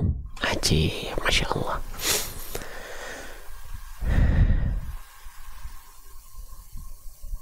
Ya, jelas ya. Sip. Ini tuh. Ini di, kita, du, gimana nih? Oke. Ade. Sip, ya. Nah, jadi huruf dal dilafalkan seperti ini. Ujung lidah kita sentuhkan ke pangkal gigi seri atas kita, ya. Da, di, du, ade. Gitu. Oke. Sip. Kita lanjutkan kembali teman-teman sahabat-sahabat sekalian, ya. Da, di, du. Nah, sekarang berarti nggak bedanya sama huruf D dulu. Lupa nggak dibahas tadi D-nya gimana? Astagfirullah. Sebentar atau saya teh gimana ini teh. Nah, sekarang teman-teman, apakah huruf D alfabet kita dilafalkan seperti ini? Jujur. Teman-teman kalau melafalkan huruf D, ujung lidahnya ke pangkal gigi seri atas seperti ini atau begini? Atau ujung lidahnya ke langit-langit di atasnya? Nah, jadi jangan sampai kalau teman-teman D-nya begini, jangan sampai huruf dalnya dilafalkan yang harusnya begini jadi begini. Nanti beda bunyinya. Nih, perhatikan. Ini huruf D ya, pada kosakata duduk pelafalannya seperti ini. Duduk. Tapi kalau kita ganti dengan huruf dal jadinya duduk. Beda. Ya. Oke. Sip. Ya, ini sudah mulai pada ke kantor ini ya. Lanjut lagi nggak ini teh? Sok, hidupkan lagi semangatnya ya. Nah, maka di sini kita baca ahadun karena dia berharokat ada apa nih? Nah, ini namanya kalau teman-teman mendapati ada harokat dhammah simpul angka 9 yang harusnya dibaca dengan vokal U, tapi dia ada kurung tutupnya. Ini namanya adalah harokat dhammahtain. Ya, namanya adalah harokat dhammahtain. Ya, atau tanwin dhammah. Atau dhammah tanwin boleh. Kalau saya sering sebut dhammahtain. Nah, kalau ada huruf hijaiyah berharokat dhammahtain maka bacanya gimana? Kalau dia berharokat dhammah saja, simpul angka 9 saja, dia dibaca dengan vokal U ya. Tapi karena dia tain ya, ada kurung tutupnya, maka ya dia dibaca bukan hanya vokal U tapi vokal konsonan un. Maka secara basic di sini dia dibaca ahadun. Dalnya dibaca menjadi, kalau kita latinkan tuh beginilah kalau bentuk latinnya ya. Walaupun ingat huruf dal belum tentu sama dengan huruf D. Ini hanya perwakilan. Makanya teman-teman yang punya Al-Quran yang ada latinnya keren. Keren kalau cuma dipakai contekan, bukan panduan. Oke? Sip. Latin membantu. Apalagi buat yang mu'alaf, yang baru belajar membantu. Tapi akan menjadi kurang tepat kalau teman-teman keasikan ya, terlalu berada dalam zona nyaman, menganggap bacaan teman-teman telah lancar, tapi lancar dengan bacaan yang kurang tepat. Bahkan bisa menjadi betul-betul salah karena tertukar hurufnya. Oke, lanjut. Nah, maka di sini secara basic kita baca ahadun, ahadun, karena dibaca dengan vokal un karena domah tain dia. Oke. Nah, teman-teman, kebetulan ini di akhir ayat nih. Mana akhir ayatnya? Nih di bawah, si ayatnya di bawah, si angkanya. Tuh, di akhir ayat sebenarnya. Oke, berarti ini di akhir ayat ya.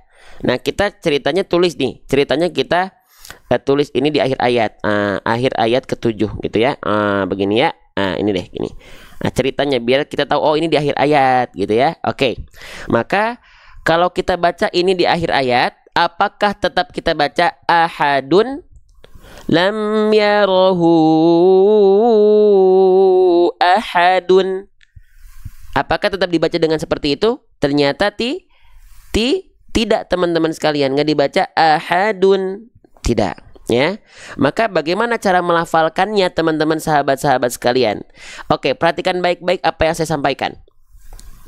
Ketika kita mendapati ada huruf hijaiyah apapun, apapun ya, ini nggak ada pengecualian, nggak ada satupun pengecualian. Ketika kita mendapati ada huruf hijaiyah apapun yang dia berharokat dhammah tain, ya, yang harusnya dibaca dengan vokal konsonan un, contohnya di sini ahadun, tapi kalau kita berhenti pada huruf dengan kondisi seperti itu, baik berhenti karena di akhir ayat ataupun berhenti di pertengahan ayat ketika ada tanda wakof seperti ini contohnya, maka nggak lagi dibaca ahadun, nggak lagi dibaca ahadun, ya, nggak lagi dibaca dengan dhammah tain, nggak lagi dibaca dengan dhammah mana, dengan dhammah tain. Nah, ini nggak dibaca lagi. Oh, berarti huruf dalnya nggak dibaca ya bang? Kan nggak berharokat, aha aja ya? Oh enggak, dia tetap dibaca tapi dengan keadaan sukun. Keadaan sukun. Dengan keadaan yang mati. Nah, maka dibacanya bukan ahadun lagi, tapi dibacanya apa? Apakah dibacanya ahad? Ingat, ketika huruf dal dalam kondisi mati atau sukun, huruf dal punya sifat huruf yang dia munculnya ketika hanya dalam kondisi sukun. Apa nama sifatnya? Nama sifatnya disebut dengan kol, bukan kolak pisang. Ramadan masih 3 bulan lagi. Jangan keinget-inget dulu sama kolak pisang. Kol-kolah, ya. Oke, kol-kolah. Karena di akhir ketika berhenti, kalau kita berhenti pada huruf-huruf kol-kolah, nanti kita jelaskan apa itu kol-kolah. Kalau kita berhenti pada huruf-huruf kol-kolah, namanya kol-kolah kubro. Oke, mantap. Sip. Apa itu kol-kolah kubro? Bismillah, kita bahas, kita sampingkan dulu nih. Kok ke bawah? Nah, oke, sip. Nah, apa itu kol-kolah kubro? Kol-kolah apa kol-kolah? Kol-kolah bahasa kitanya ya. Kol-kolah itu bahasa simpelnya memantul atau pantulan. Oke, kubro itu artinya pantulan yang kuat, pantulan yang besar. Ya. Oke, maka jangan sampai dilafalkan begini. Alam yarahu ahad. Enggak begitu. Tak begitu. Tapi dipantulkan. Ya rohu ahad. Ya. Oke. Faham? Tapi juga jangan sampai gini. Faham dulu nggak sampai situ? Faham dulu, bisa diikuti sampai situ? Masya Allah ya. Ini kita udah belajar 1 jam 23 menit ini.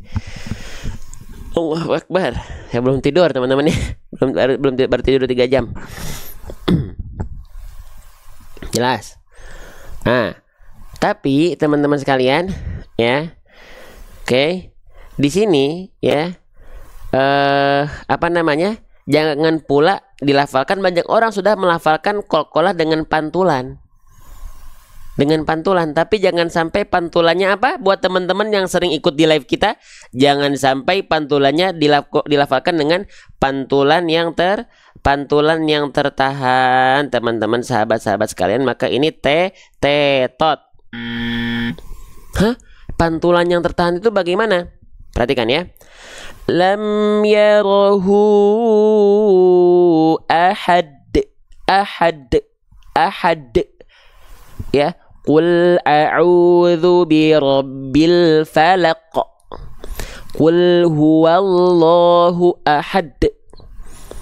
Ada yang baca kol-kolannya begitu, ada di sini ada.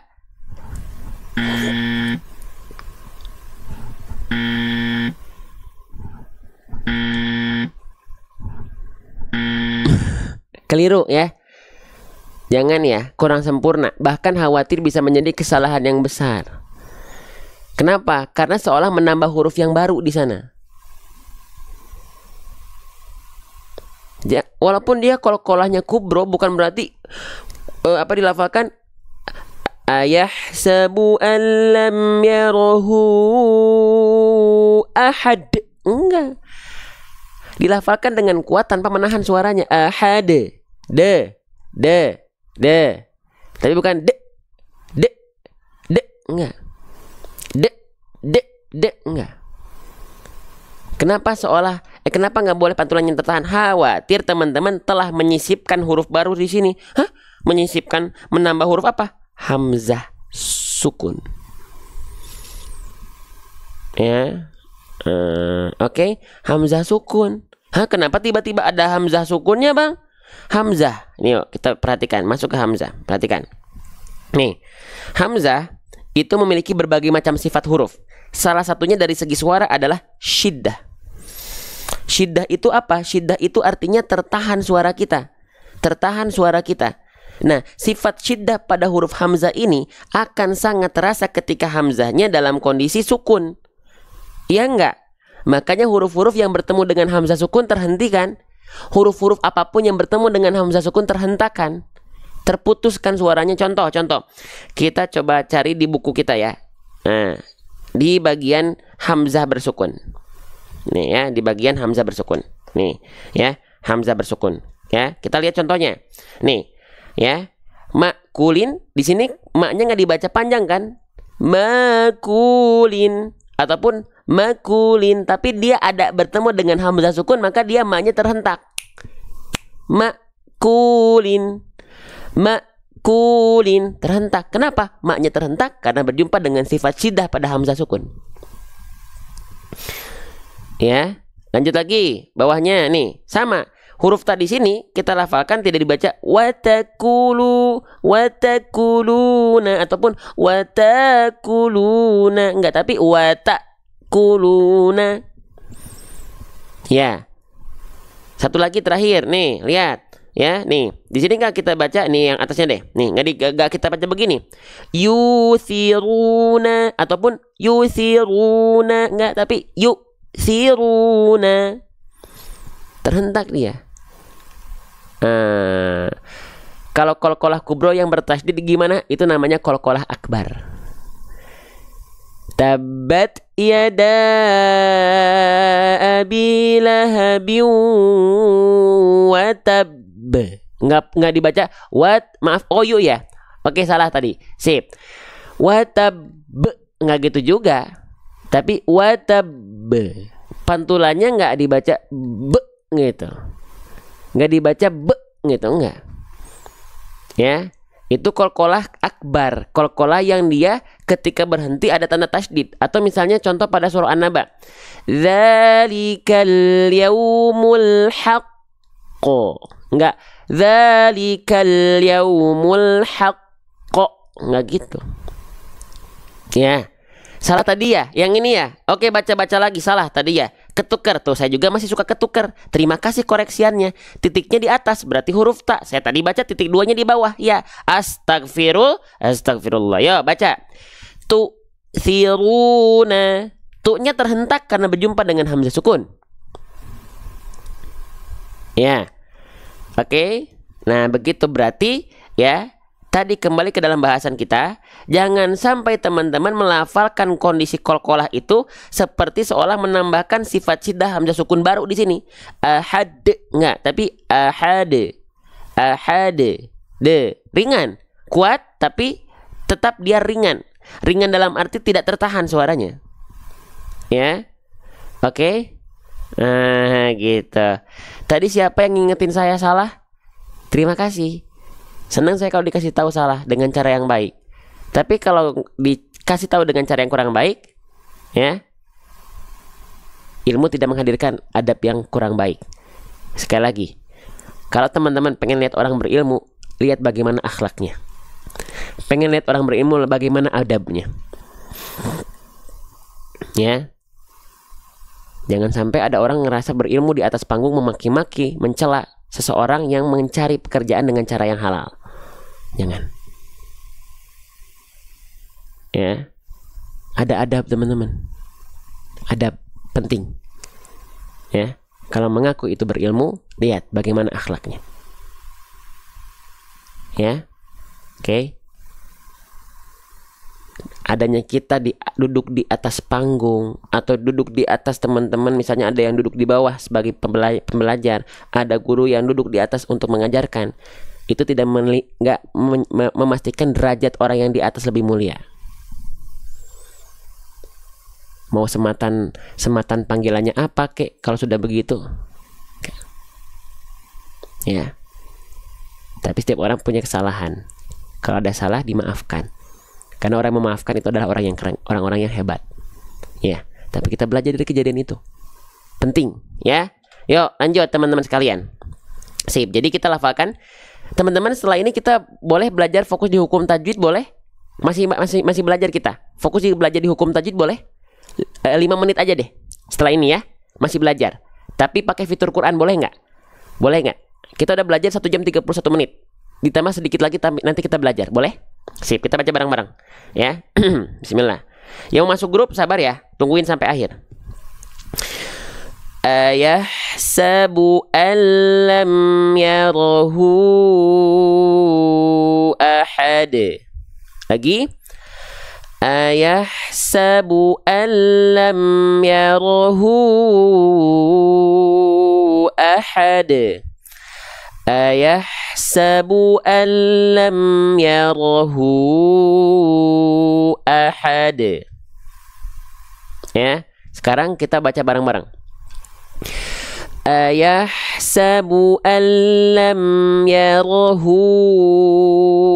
ahad. Sekali lagi.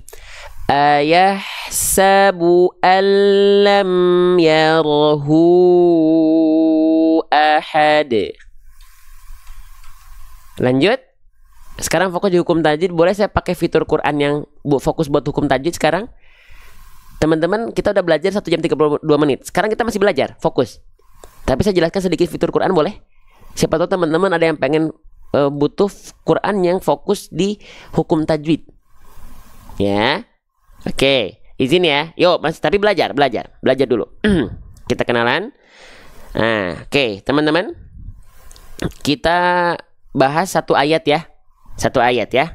Teman-teman, nanti kalau mendapati ada huruf atau ada kode blok warna seperti ini yang ada kode-kode unik buat belajar hukum tajwidnya, ini kita bahas, kita berhenti ya. Oke, kita baca bareng-bareng dari ta'awudz dulu. A'udzu billahi minasyaitonir rajim. Wa idh najjaynakum teman-teman, halo, assalamualaikum. Hukum tajwid apa ini? Ada mim sukun berjumpa dengan huruf mim lagi, ditandai dengan warna pink. Kira-kira hukum tajwid ini apa? Ada yang tahu? Yo, coba. Nama hukum tajwidnya adalah idgham mislain atau idgham mimi. Jadi ada pertemuan antara mim sukun dengan huruf mim, itu namanya idgham mimi. Ya. Kalau teman-teman nggak percaya, kita lihat di buku saya, ya. Nih, di buku saya nih. Idgham mimi. Mana huruf mim? Kita cek dulu di bawah ya. Nah, ya, nih. Tuh, idgham mislain atau idgham mimi. Ada? Tuh, ya. Pertemuan antara mim sukun dengan huruf mim lagi. Itu namanya idgham mislain atau idgham mimi. Leburkan mim sukun kepada mim yang berikutnya.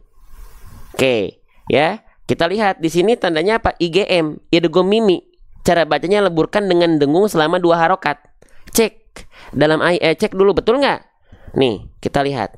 Mana tadi ini teh? Nah, toh. Ya. IGMDE, ya. Dengungkan 2 harokat, ya. Diidgomkan idgham mimi atau idgham mislain, ya. Maka ketika kita baca, cara bacanya gimana? Oke, cara bacanya begini. Ya. Najjaynakum kummi, dengungkan, leburkan ke jadi diidgomkan. Idgham itu artinya lebur, lalu dengungkan selama 2 harokat. Kummi kummi, kummi. Itu idgham mimi. Jadi leburkan emnya ke em berikutnya, dengungkan. Bang taunya dia dengung dari mana? Suaranya masuk ke rongga hidung. Kalau suaranya berubah itu sudah gunnah. Tapi kalau suaranya hilang, gunnahnya kuat, dengungannya kuat, dengungnya kuat. Tapi kalau nggak berubah berarti dia bukan dengung. Oke, maka ini leburkan idgham mimi, mi yang pertama ke mi yang kedua dengan dengung selama 2 harokat. Bisa diikuti? Bisa difahami? Jelas? Lanjutin lagi? Yuk. Ya. Kita izin zoom out dulu. Nah, yuk kita izin zoom out dulu. Kita baca lagi. Bismillah. Yuk. Praktekin ya. Wa idz najjaynakum min ali fir'auna yasumunakum su'al azab. Perhatikan ya. Di sini ada apa nih? Ya, kita tandain dulu. Di sini ada dhammah, oke, berjumpa dengan wawu sukun. Hukum tajwidnya apa? Hukum tajwidnya adalah mad tabi'i. Mad tabi'inya berjumpa dengan huruf hamzah. Nih, huruf hamzah. Ya. Oke. Ketika kita mendapati ada mad tabi'i berjumpa dengan hamzah pada kalimat yang memang mereka tidak terpisah, alias kalimat su'a, su'a ini satu kalimat. Jadi bukan su satu kata, a satu kata, enggak. Tapi su'a itu satu kesatuan yang sama. Di satu kesatuan kosakata yang sama ini mempertemukan mad tabi'i dengan hamzah pada kalimat yang sama. Nama hukum tajwidnya apa? Nama hukum tajwidnya adalah mad wajib muttasil. Cara bacanya su-nya panjangkan 5 harokat. Su'a, su'a, su'a, begitu. Ya. Oke, namanya mad wajib muttasil. Betul nggak mad wajib muttasil? Dicek dulu. Takutnya saya salah. Nih, ya MWPA 5. Panjangkan 5 harokat mad wajib muttasil. Panjangkan 5 harokat mad wajib muttasil. Su'a, su'a, mana tadi ya jejaknya? Su'a, su'a. Tuh, 5 harokat. Ya. Kalau misalnya dia mad tabi'inya berjumpa dengan hamzah tapi beda kalimat, gimana bang? Yuk, kalau dia beda kalimat, mana ya? Nih. Kalau dia beda kalimat, contohnya begini. Ya, lihat. Kita tandain lagi ya. Nih, perhatikan. Di sini kita mendapati ada fathah.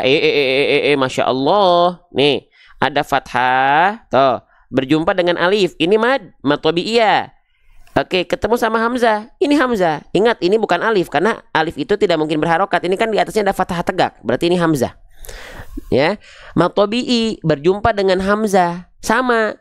Tapi ini beda kalimat. Taunya dari mana? Nih. Ya, oke. Wa aghraqna, mad tabi'inya ada di kalimat aghraqna. Hamzahnya ada di kalimat ala. Pertemuan antara aghraqna yang ada mad tabi'i berjumpa dengan hamzah pada kalimat ala. Kalimatnya terpisah, namanya adalah mad jaiz munfasil. Mad jaiz munfasil, panjangkan na-nya selama 5 harokat. Tahu gitu. Wa aghraqna ala, aghraqna ala. Tuh. Begitu. Teman-teman sekalian. Ya. Iya enggak nih? Betul enggak ini mad jaiz munfasil panjangkan 5 harokat? Cek dulu, takutnya saya salah. Tuh ada kartu panduannya. Panjangkan 5 harokat mad jaiz munfasil. Allahu akbar. Iya. Iya enggak? Iya. Wa aghraqna. Nah, ya. Oke, sip. Kembali lagi ayat yang kita baca yang ini soalnya, ya. Oke, sip. Kita baca bareng-bareng. Dari sini lagi ya. Yuk, bismillah. Saya izin zoom out sedikit ya. Zoom in sedikit ya. Siap. Wa idz najjaynakum min ali fir'auna yasumunakum su'al azab. yasumunakum su'al adzabi yudzabihuna abna'akum. Oke, ada dua hukum nih. Lanjut. Yang MWPA sudah kita bahas ya. Kita izin ke yang ini ya. Oke, teman-teman. Perhatiin ya. Perhatiin ya, mohon dibantu ya. Perhatikan. Abna. Di sini ada ba dalam kondisi sukun. Ketika ba dalam kondisi sukun dia punya sifat. Sifat apa namanya? Nama sifatnya adalah qalqalah. Qalqalah itu apa? Pantulkan. Kalau dipantulkan berarti nggak perlu dipanjangkan, makanya 0 harokat. Qalqalah pantulkan si ba-nya. Gimana? Bukan dibaca abna, tapi abna, pantulannya ingat. Pantulannya ringan karena qalqalahnya sugro. Tengah kalimat, bukan pada saat kita wakof. Maka pantulannya ringan. Abna, bukan ab. Jangan tertahan pantulannya. Sudah kita bahas tadi. Ya, di ayat tadi. Alam yarahu ahad. Sama ini juga. Abna, bukan abna. Terima kasih tadi apa tuh? Ada gift apa tadi angsa dari Kak Lukfris. Terima kasih, barakallahu fikum. Jarang-jarang live ngaji ada yang ngasih gift ya. Ngasih giftnya jarang ada yang macam-macam. Tapi terima kasih. Ada yang ngasih mawar, ada yang apapun. Apa yang teman-teman sudah supportkan untuk konten-konten ngaji, Allah pasti melihat. Allah ganti rezekinya dengan rezeki yang lebih baik dan berlimpah keberkahannya. Lanjut. Ya, jadi qalqalah pantulkan, jangan abna, jangan juga abna, tapi pantulkan dengan ringan. Abna, qalqalah pantulkan. Ya, jelas? Oke, yuk kita baca lagi. Ya, oke, ya. Yudzabihu, tar dulu, cek dulu. Maaf, cek dulu betul nggak qalqalah pantul? Cek. Ada kartu panduannya. Oh, pantulkan 0 harokat, nggak ditahan kan, nggak dipanjangkan. Jadi pantul 0 harokat qalqalah. Ya, contoh di sini la ajron.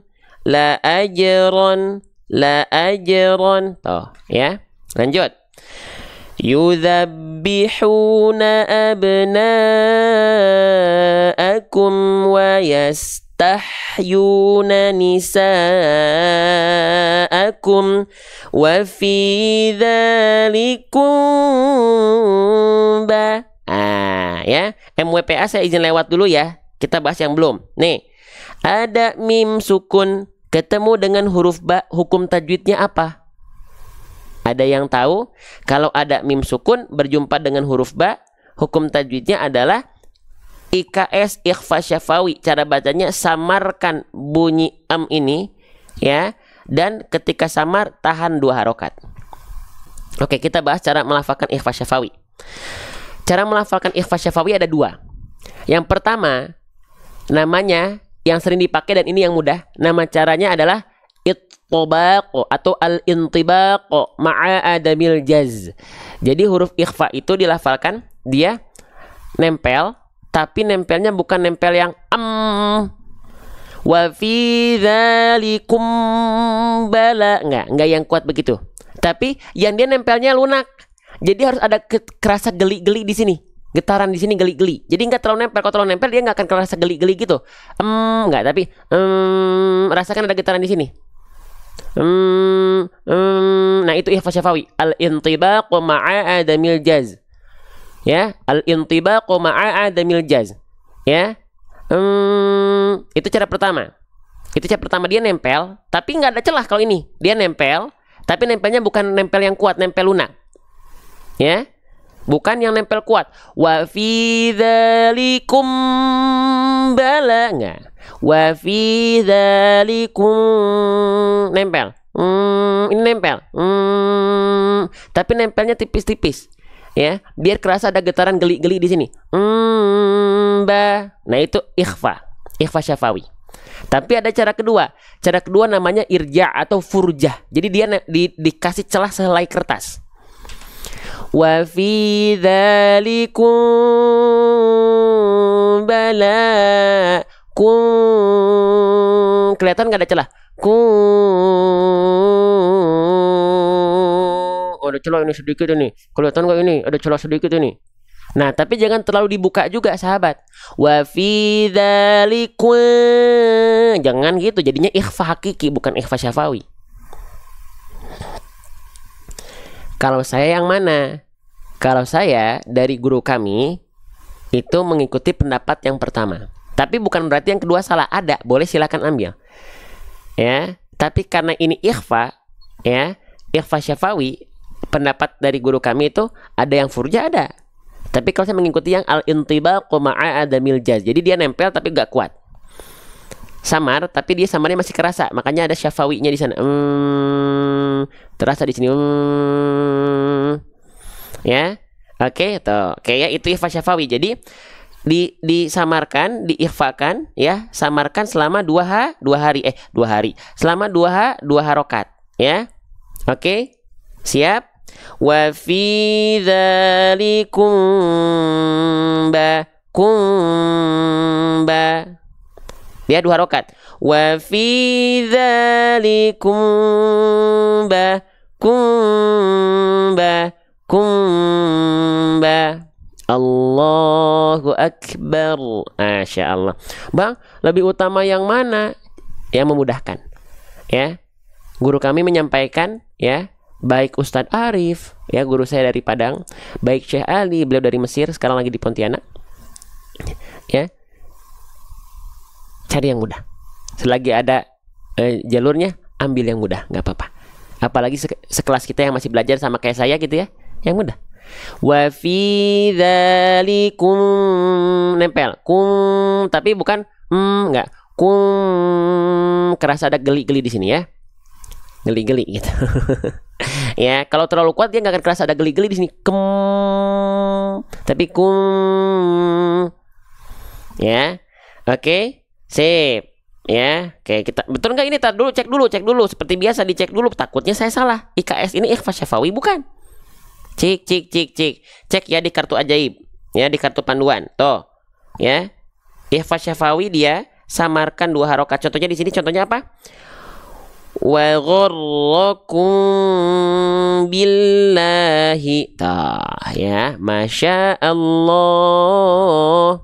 Yuk, kita baca lagi. Saya izin zoom out sedikit. Ya, siap. Wa fi dzalikum bala'um mir rabbikum azim. Oke, belum selesai. Dua hukum tajwid lagi ini. 2 blok lagi, perhatikan. Ya. Nah, ini kita bahas yang ininya agak susah nih, yang blok warna pink. Soalnya beda baris. Mau dibahas aja? Bahas aja dikit ya, mohon maaf kalau agak bolak-balik. Nih, teman-teman, perhatikan. Di sini ada dhammah tain, ya. Di baris ini ada dhammah tain. Ingat-ingat dhammah tain, ya. Berjumpa dengan apa? Berjumpa dengan apa? Berjumpa dengan huruf mim. Di situ ada hukum tajwid namanya idgham.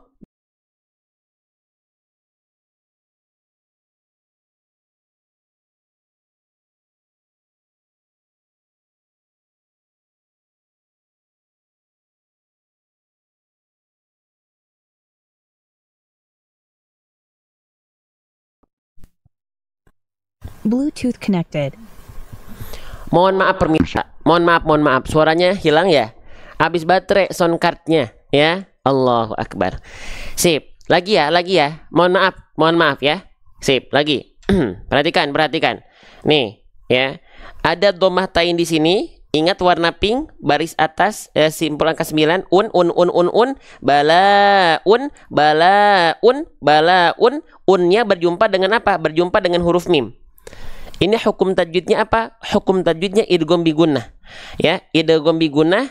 Ya, idgham bi gunnah itu apa? Idghamkan bunyi un tadi kepada bunyi am. Asalnya un menjadi Setelah diidghamkan bi gunnah, dia dengungkan 2 harokat. Ya. Oke. Balaum. Jadi enggak balaun mirab, enggak. Unmi enggak, tapi dengung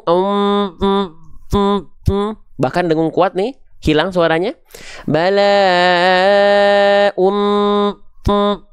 Mi, tahan 2 harokat, ya. Nah, itu dia idgham bi gunnah. diidghamkan bunyi unnya ke bunyi dengungkan selama 2 harokat. Ya.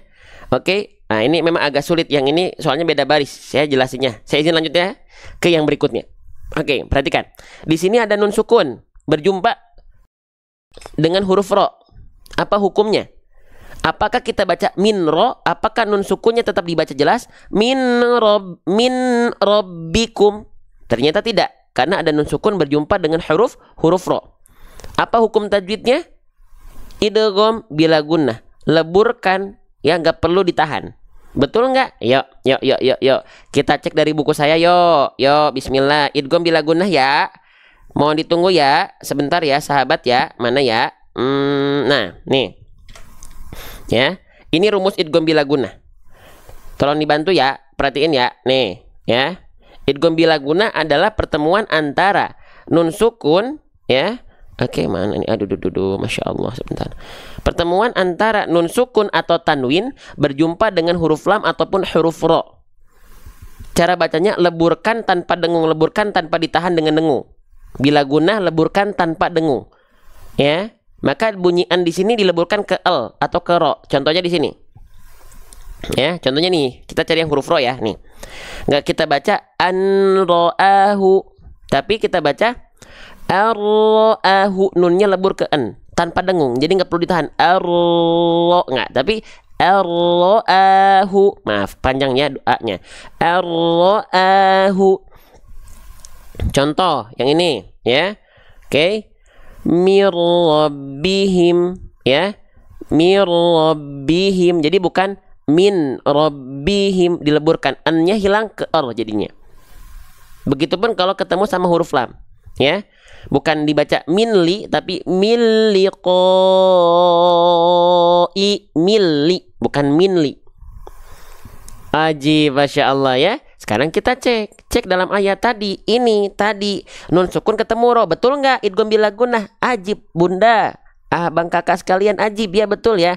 Min ro, tapi mirro, idgham bi gunnah, leburkan, nggak perlu ditahan. Cek dulu. Nah, ini buat teman-teman yang pengen belajar fokus di hukum tajwid dengan praktis. Jadi secara praktis tuh, idgham bila gunnah dibaca lebur, 0 harokat, gak perlu ditahan. Contohnya di sini, mir rabbihim, Allahu akbar. Maka ketika kita lafalkan, begini pelafalannya. Mir rabbikum azim.